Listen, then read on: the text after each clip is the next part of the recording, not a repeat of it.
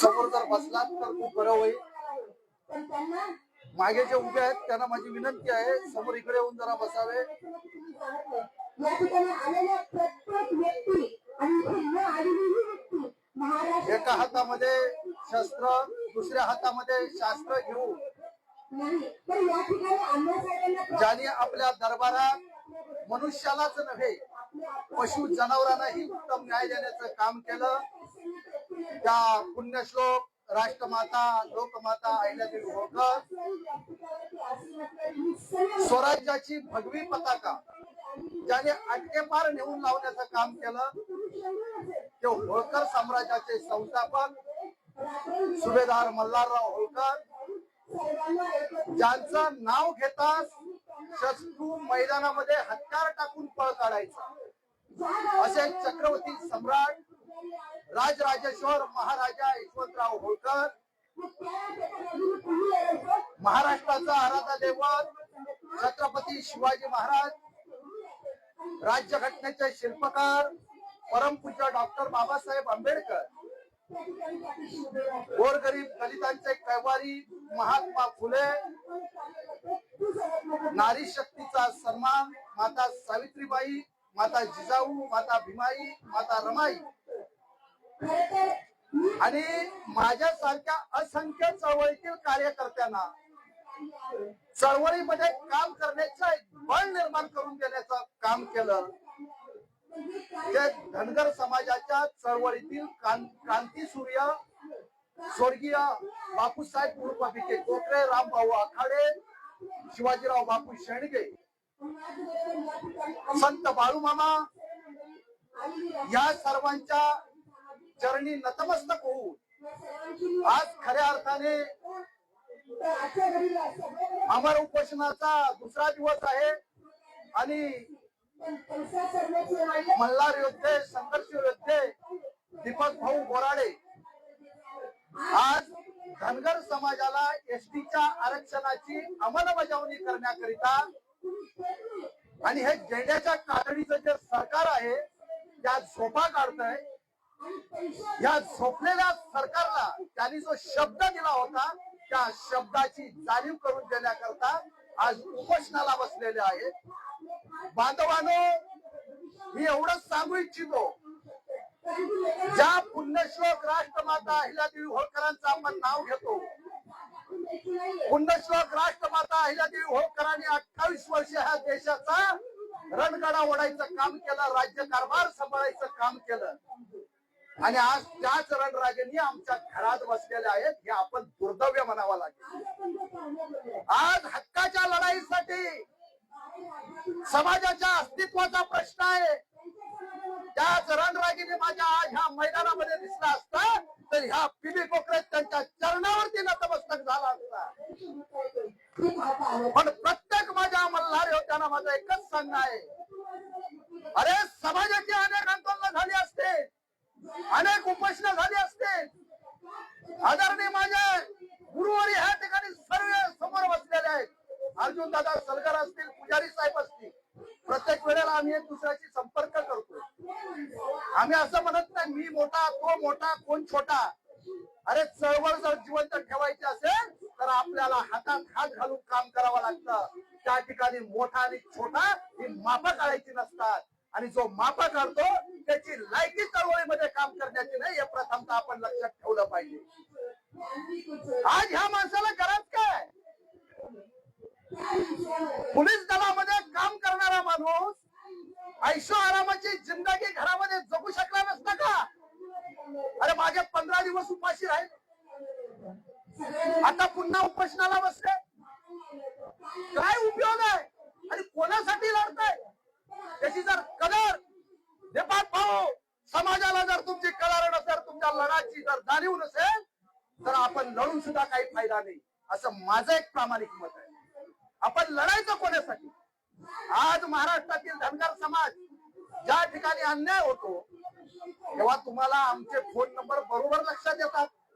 दादा माझ्यावर किती अन्याय झाला अमक्या ठिकाणी अत्याचार झाला तुम्ही आवाज उठवला पाहिजे तुम्ही सोशल मीडियावरती व्यक्त झाला पाहिजे पोलीस स्टेशनला आलं पाहिजे. अरे का आम्ही यायचं कशासाठी यायचं काय उपयोग आहे येऊन? काय यायचं? एक दिवस एक तास तुम्ही समाजासाठी देऊ शकत नाही आणि तुमच्यावरती मात्र अन्याय झाला की रात्रीचा दिवस करून आमचं घरदार सोडून आम्ही तुमच्यासाठी उभं राहायचं. प्रत्येक मल्हार मावळ्यांनी हीच गोष्ट लक्षात ठेवणं गरजेचं आहे. जो समाजाला साथ देईल, जो समाजासाठी रात्रीचा दिवस करेल, त्याच्यासाठीच आपण रात्रीचा दिवस केला पाहिजे. जो समाजाला साथ देत नाही त्याच्यावर अन्याय होऊ द्या, अत्याचार होऊ द्या, आपणही सोडून द्यायचं.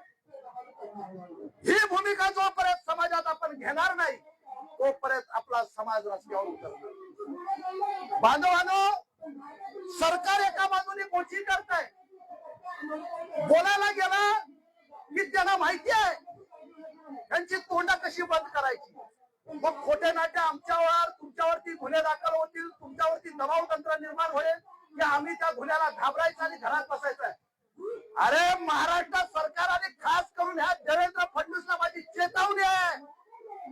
हे धनगरांच्या पट्ट्यात सुभेदार मल्हारराव होळकरांनी आपल्या मनगटाच्या जोरावर आणि तलवारीच्या ताकदीवरती ह्या स्वराज्याचा गाडा अट्ट्यापार नेऊन लावण्याचं काम केलं. आणि तुम्ही ह्या मल्हार योद्ध्यांना धमक्या देता काय? अरे माझ्यासारख्या हजारो जर पट्ट्या रस्त्यावर उतरले ना, तुमच्या चड्ड्या पिवळ्या झाल्याशिवाय राहणार नाही. हे प्रथमतः देवेंद्र फडणवीसच्या आणि त्याच्या टीमनी लक्षात ठेवावं. अरे 2014च्या अगोदर तुम्ही आम्हाला भूल देता. जे काँग्रेसचं सरकार होतं ते आमच्यासाठी भाकड ठरलं, वाच ठरलं. वाच का बोलतो? शेतीत जरी काम करायला गेलो, त्या शेतीने जरी आपल्याला चांगलं धान्य दिलं नाही तरी त्या शेतीला आणि त्या जमिनीला आपण नाव ठेवायचं काम करतो की नाही अर्जुन दादा? करतो. मग काँग्रेसने आम्हाला इतके वर्ष झुलवत ठेवला, आमचा उपयोग केला 3 कोटी धनगर समाजाचा. म्हणून आम्ही काय म्हणालो, एक दुःखी म्हैस आमच्या भारतीय जनता पार्टी जी आमच्या नजरेसमोर आली. आम्ही म्हणालो आता ही दुःखी म्हैस तरी आम्हाला दूध देईल. ही पण भाकड ठरली, ही पण वाज ठरली. अरे ही वाज नाही, ही भाकड नाही, हिच्या बुडात जातीवाद भरलेला आहे. फक्त धनगरांना द्यायचं नाही. ही वस्तुस्थिती या भारतीय जनता पार्टीने निर्माण केली. 2014च्या आगे पूर्वी आपले नरेंद्र मोदी साहेब काय म्हणाले होते? भाइयों और बहनों, ये जो धनगर समाज है इनको सुनना तो चाहिए था, इनको समझना तो चाहिए था, मगर इन्होंने क्या किया? इनके पीठ में सुरा भोग दिया. अरे त्यांनी सुराज भोगला, तू तर जवळ घेऊन केसाने गळा कापलास. हे आमच्या लक्षात कधी येणार?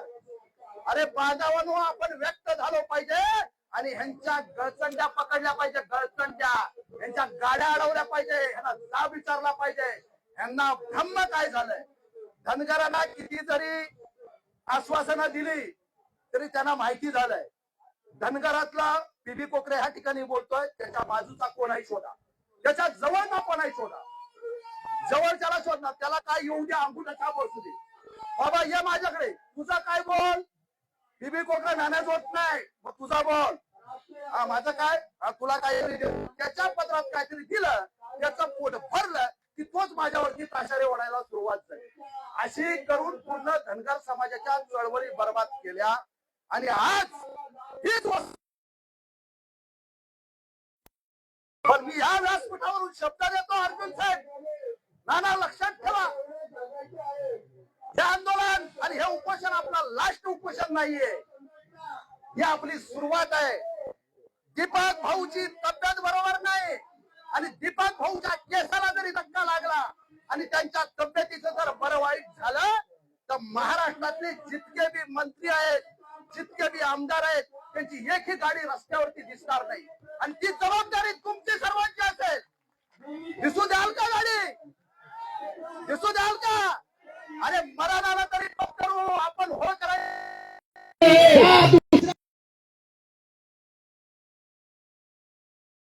होळकरांनी त्यांच्या अवलाद आहोत ना, आम्ही अशोक सम्राटांचा इतिहास सांगतो, चंद्रगुप्तांचा इतिहास सांगतो, भल्या भल्या सर्व आमच्या महापुरुषांचा इतिहास सांगतो. पण आपण करतोय काय हे प्रथमतः आपण लक्षात ठेवलं पाहिजे.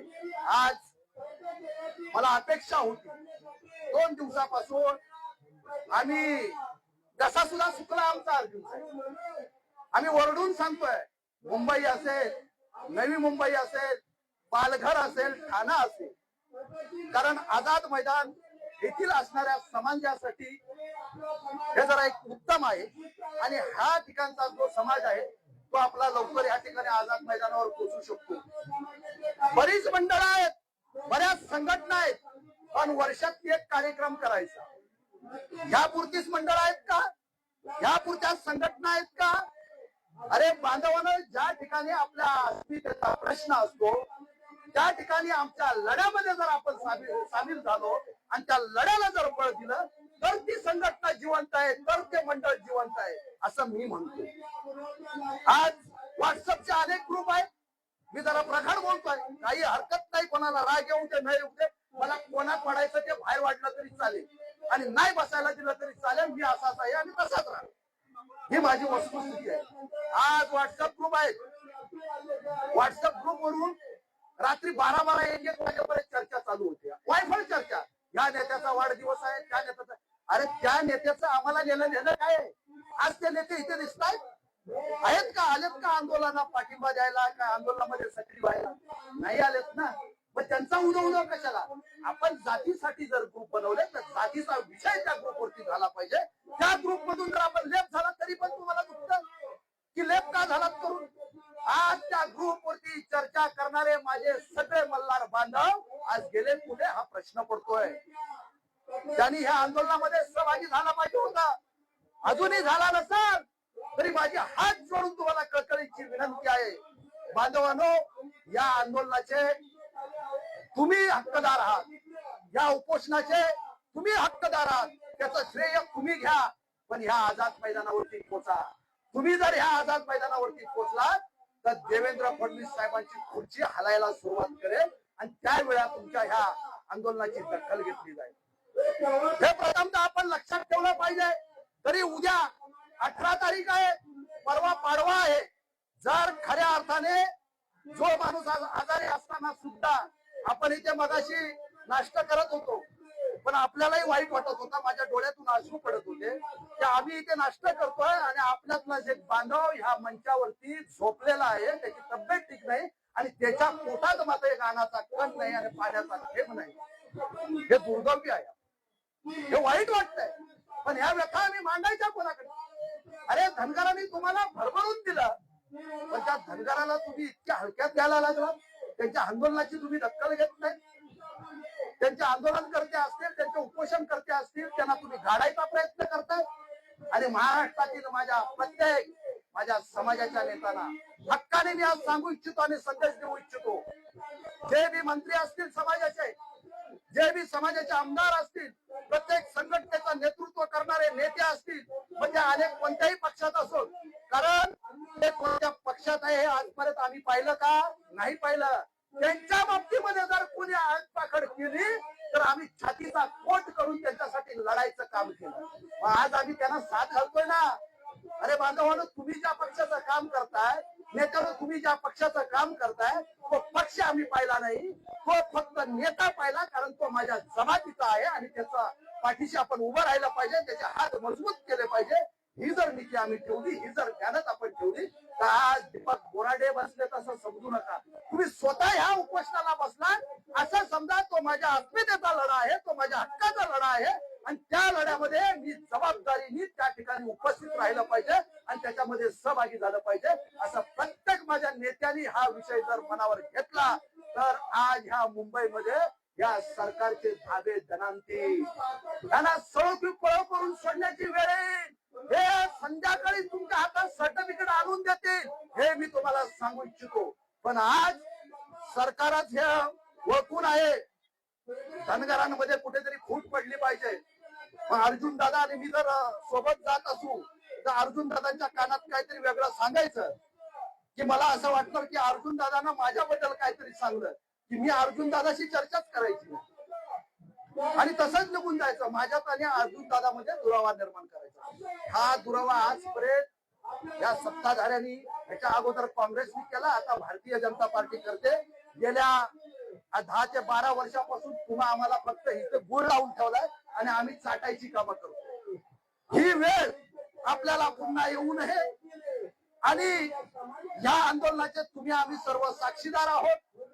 या साक्षीदारांनी समजून आज दीपक भाऊ ज्या पद्धतीने या ठिकाणी तुमच्या आमच्या हक्काच्या लढाईसाठी आज उपोषण करतायत, त्या उपोषणकर्त्या दीपक भाऊंच्या हात आपण मजबूत करण्याचं काम करू, बळकट करण्याचं काम करू आणि खऱ्या अर्थाने महाराष्ट्राच्या मुख्यमंत्र्यांना आणि सत्ताधारी सरकारांना मी आज सांगू इच्छितो, लवकरात लवकर या धनगर समाजाच्या भावनेशी तुम्ही आज खेळताय, ते खेळण्याचं काम करू नका.